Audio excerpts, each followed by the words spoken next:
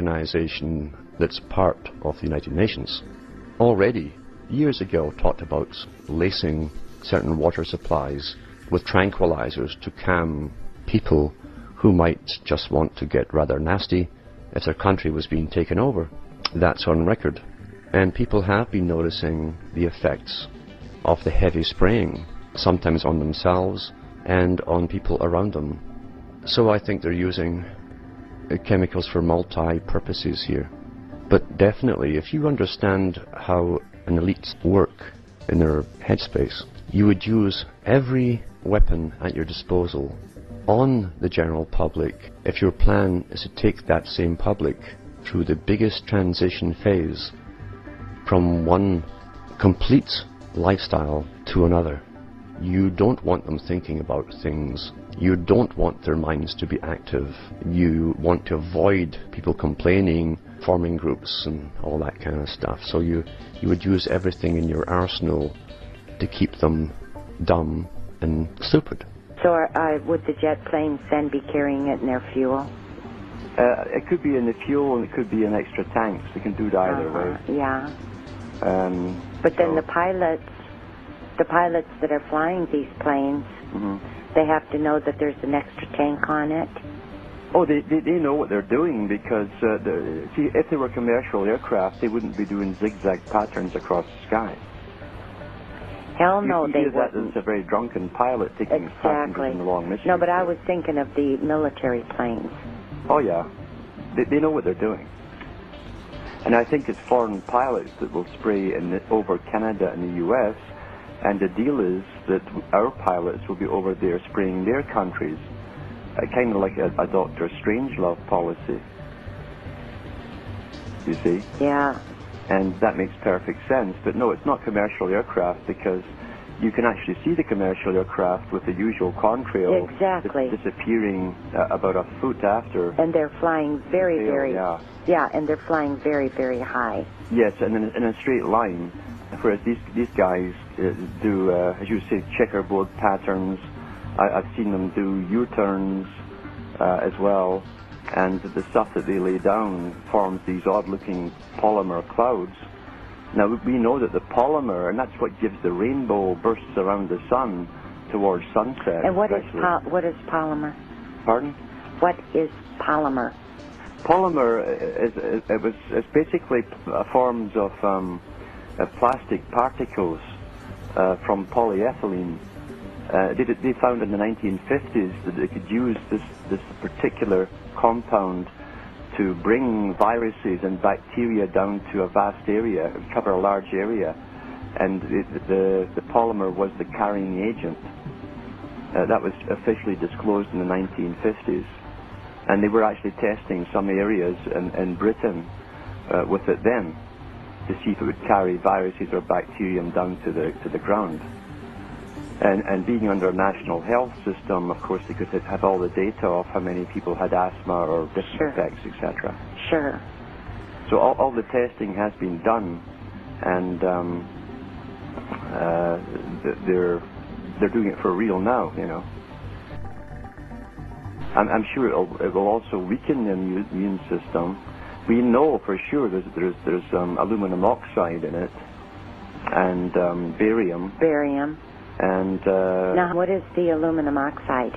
Aluminum oxide does a few things. It can be used in conjunction with HAARP, and this has been disclosed a long time ago, that HAARP, which travels with electromagnetic pulsations through the atmosphere, can act more effectively when it has metallic surfaces. In other words, it makes it more conductive, that the air becomes conductive like a circuit.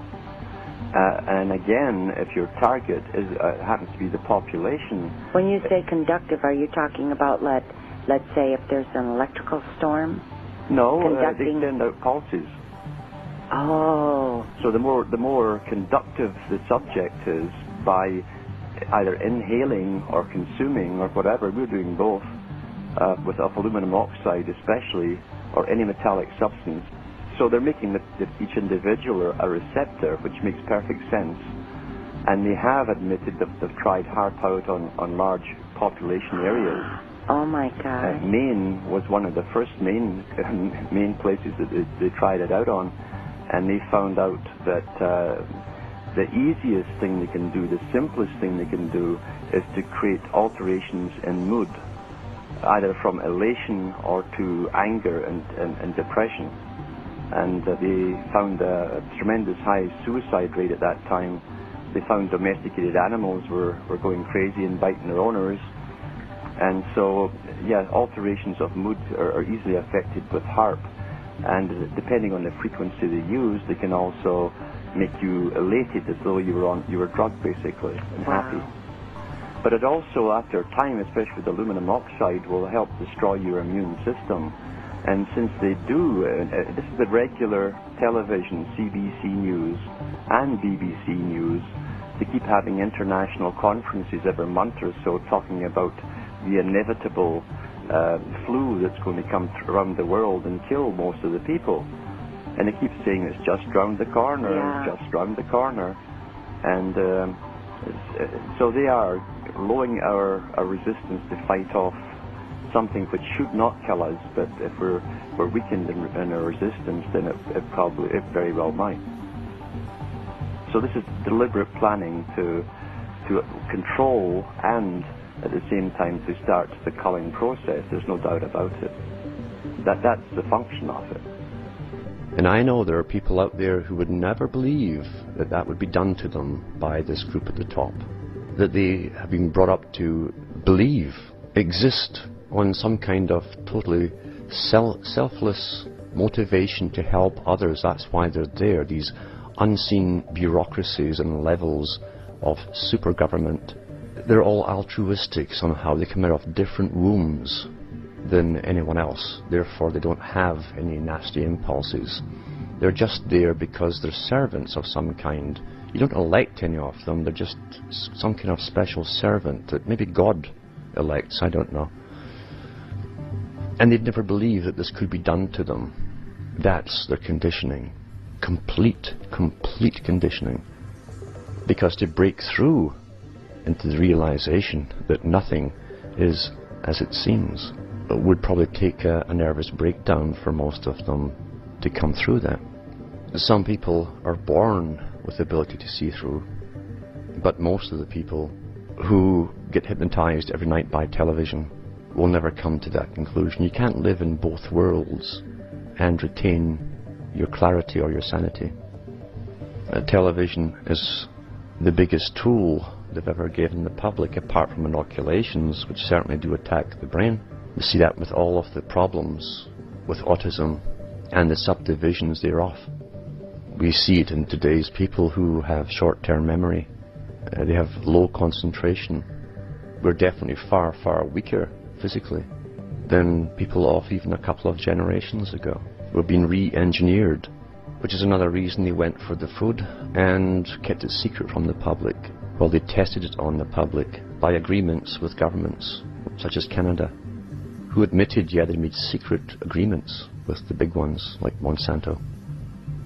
Secret agreements with your food, the most basic thing you can have. You are what you eat, so they say. They certainly didn't make food any cheaper or better. So why did they use such immense brain power in science and mix hundreds of genes together to make one brand new stalk of corn? You'll be the last to know. Because the real world and the real ones who run this world will never tell you truths. It's done by deception. The Open Skies Treaty was decided generations ago. H.G. Wells talked about the police of the world, the new Freemasonry of the air, scientists who would spray over hostile territories, and gases and different things would affect the minds of those below and render them silly and stupid and helpless in the shape of things to come. The new Freemasonry of the air police. I've talked to several people who, when the planes are flying in their area, they'll call the airport, or they'll call if there's a military base close by, Air Force base or whatever. Yeah. And there the planes are, you know, spreading their joy around the skies. And They're just told that according to our radar, there's no air traffic out there.